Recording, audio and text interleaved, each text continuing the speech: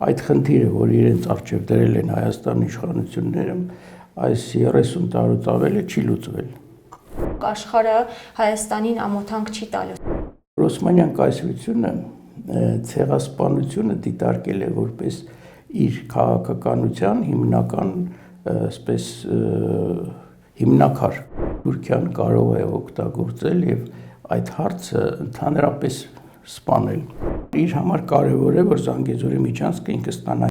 Բարև ձեզ, Արմլուրի տաղավարում զրուցելու ենք թուրքագետ ակադեմիկոս Ռուբեն Սաֆրասյանի հետ։ Բարև ձեզ, պարոն Սաֆրասյան, շնորհակալ ենք մեզ չմերժելու համար։ Շնորհակալ եմ հրավերին։ Սիրով, պարոն Սաֆրասյան, վերջին տարիներին, հատկապես 2020 թվականից հետո գործող իշխանությունները ձգտում են հարաբերությունները լավացնել, կարգավորել Թուրքիայի եւ Ադրբեջանի հետ, հատկապես միայն վերջերս 10 օրով բացվեց Մարգարայի ճանապարհը, իբրև թե Սիրիային մարդասիրական օգնություն ուղարկելու նպատակով եւ թուրք լրագրողների հրավիրեցին Հայաստան, որում Հայաստանի Հանրապետության պետական բյուջեի հաշվին։ Ինչ նպատակով է սա արվում, արդյոք այս նշված երկու դրվագները ենթատեքստեր պարունակում են եւ ինչու են գործող իշխանությունները այսպես գնում դեպի Թուրքիա, ձգում է իրենց Թուրքիան, գուցե ինչ-որ բան են խոստացել։ Գիտեք, ինձ համար ոչ մի նորություն չկա այն ինչ որ տեղի է ունենում սկզբունքային առումով, որտեղ Հայաստանի երրորդ հանրապետության գոյության հենց սկզբից Հայաստանի իշխանությունները հայտարարել են, որ ձգտում են Թուրքիայի հետ հարաբերությունները կարգավորել։ Եվ այդ ուղղությամբ քայլեր են ձեռնարկվել եւ Լևոն Տեր-Պետրոսյանի նախագահության շրջանում եւ Ռոբերտ Քոչարյանի եւ Սերժ Սարգսյանի, այնպես որ այսօրվա իշխանությունները ըստ էության սկզբունքային առումով իհարկե որոշ փոփոխություններ կան կապված իրադրության փոփոխության հետ, փորձում են նույն խնդիրը լուծել։ Դա մեկ, երկրորդը,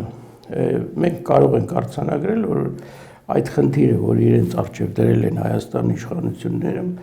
այս 30 տարուց ավել է չի լուծվել։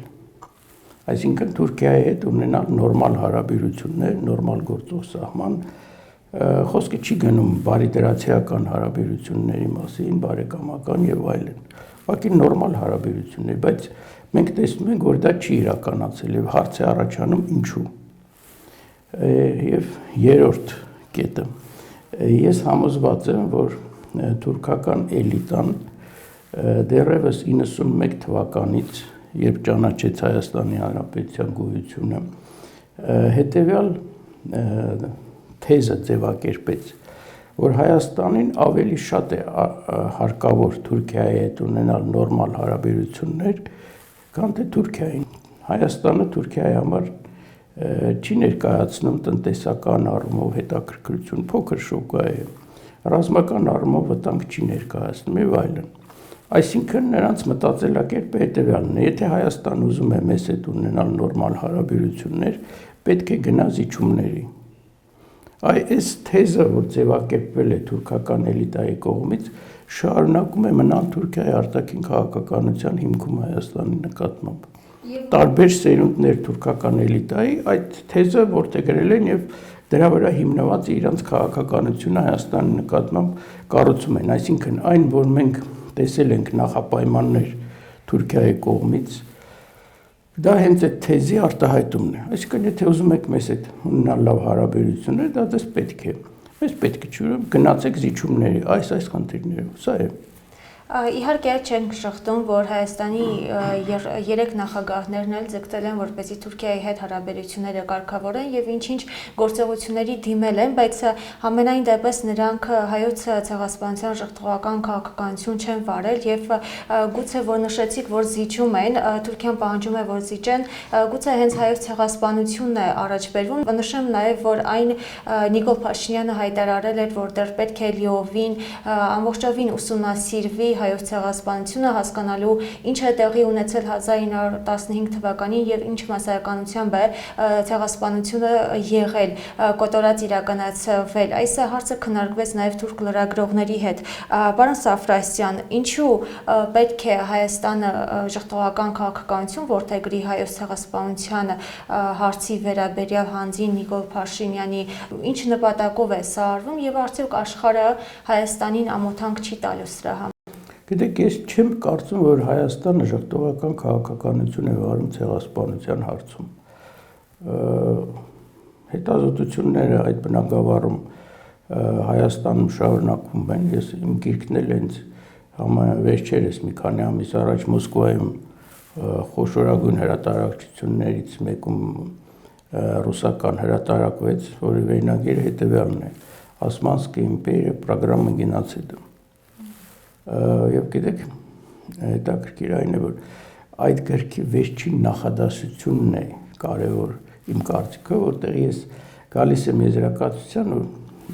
պատմական փաստերի իման վրա, որ Օսմանյան կայսրությունը ցեղասպանությունը դիտարկել է որպես իր քաղաքականության հիմնական այսպես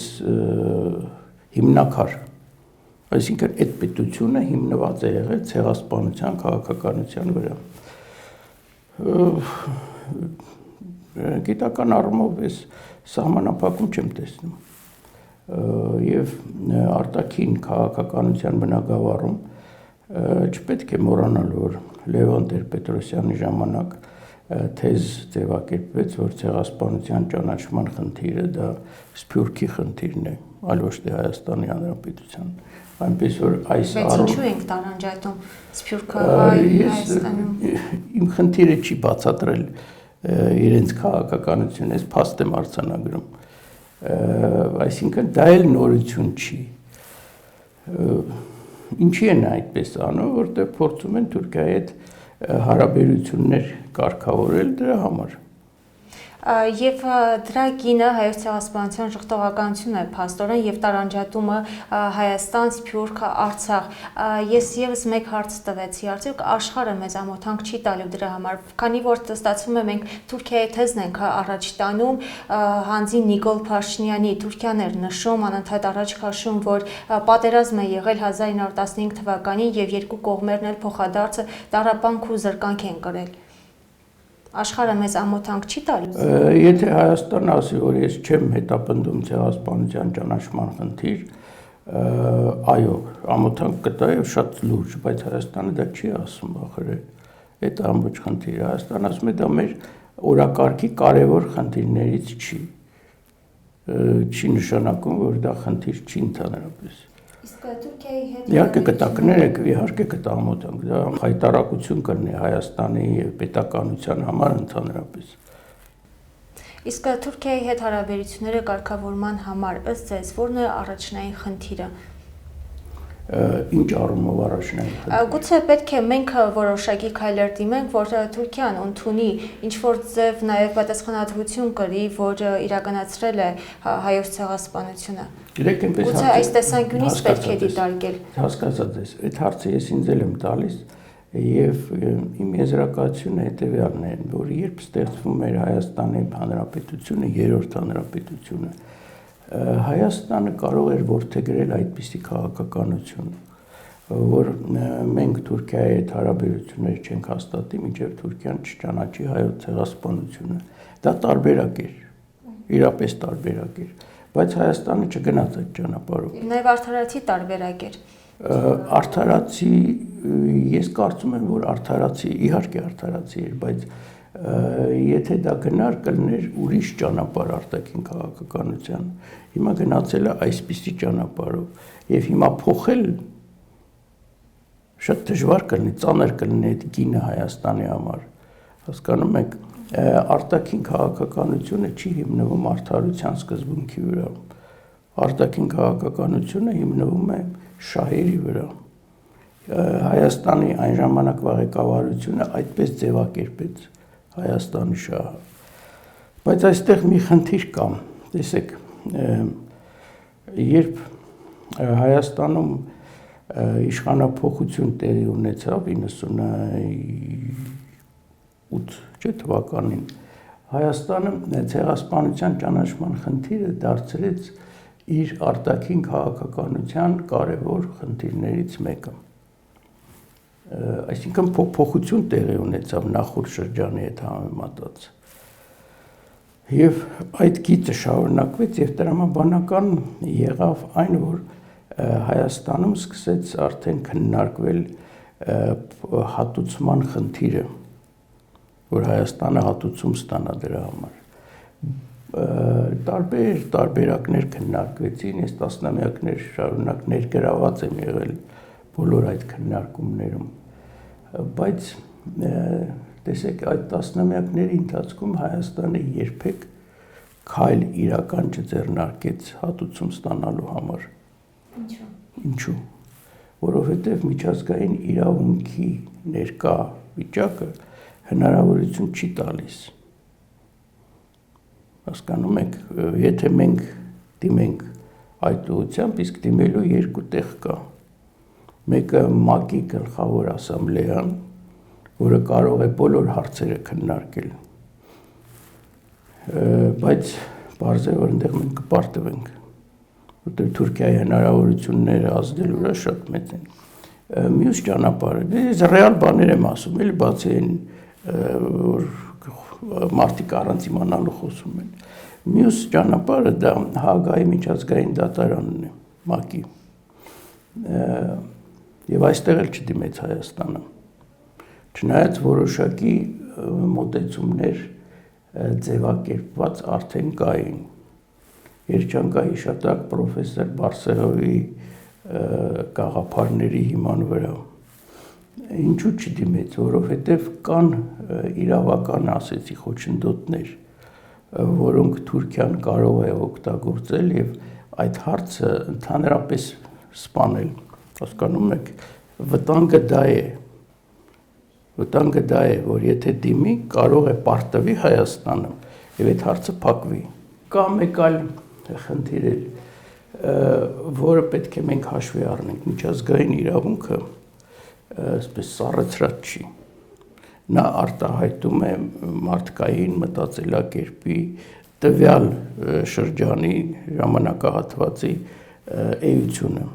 Իսկ մարդկությունը, քանի գնում է, ավելի շատ է հասկանում ցեղասպանությունները ինչ մեծ վտանգ են մարդկության առջև,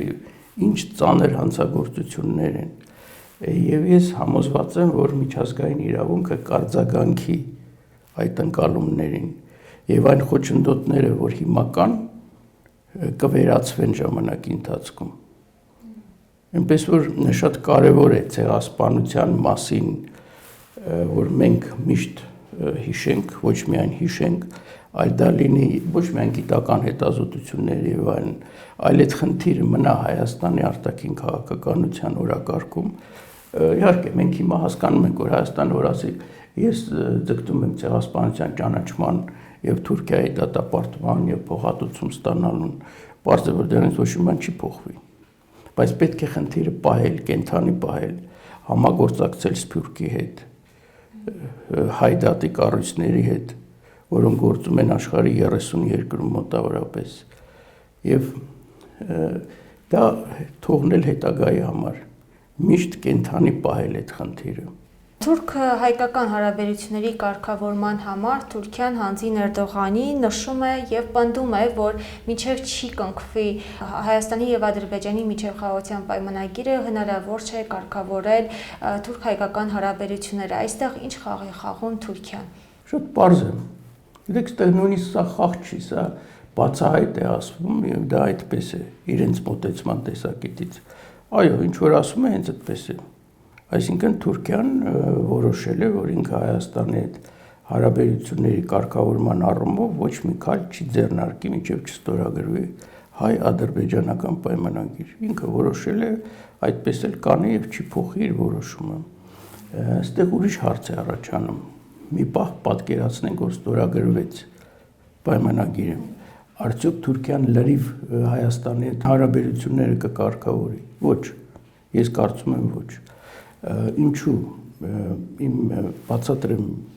իմ միտքը, որտեղ Թուրքիայի համար շատ կարևոր է, մենք բոլորս դա լավ գիտենք, այսպես կոչված Զանգեզուրի միջանցքը, որը Թուրքիայի համար հնարավորություն է տալիս, դե բացի Ադրբեջանի հետ ուղղակի կապվելուց, նաև կենտրոնական Ասիայի թուրքալեզու երկրների հետ ունենալ կապ,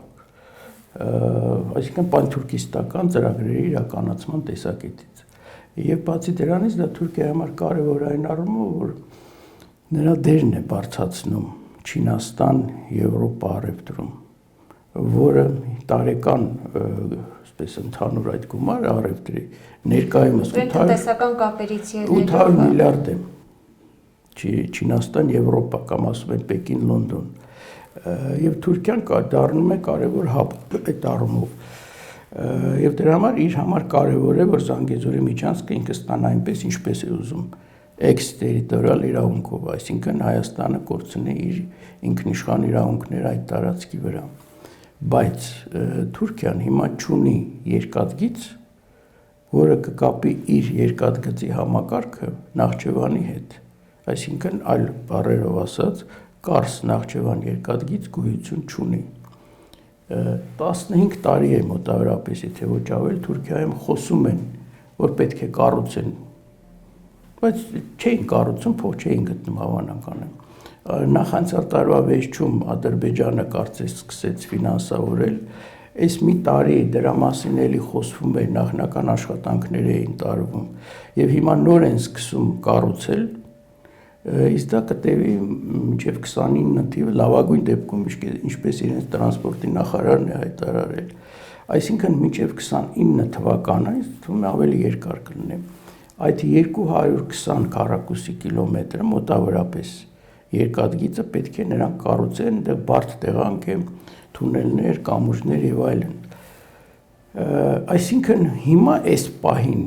իրենց համար Զանգեզուրի միջանցքը նշանակություն չունի։ Դա Ադրբեջանին է պետք, իրենց պետք չի, դրա համար իրենք ունեն ժամանակ, այսինքն իրենք, եթե մեկ էլ ասեցի պատկերացնենք պայմանագիրը ստորագրվի, իրենք որոշակի փոքր քայլեր կանեն Հայաստանի հետ հարաբերությունների կարգավորման առումով, բայց հիմնականում չեն կարգավորի, սահմանը չեն բացի։ Այն, որ այդ Ռուբինյան Քլիչ հանձնաժողովը որոշվել են այդ երկու փոքր քայլերի երրորդ երկրների համար եւ այլ, դրանք կանեն։ Ինչի չեն անի, որտեղ նրանց համար պետք է պահել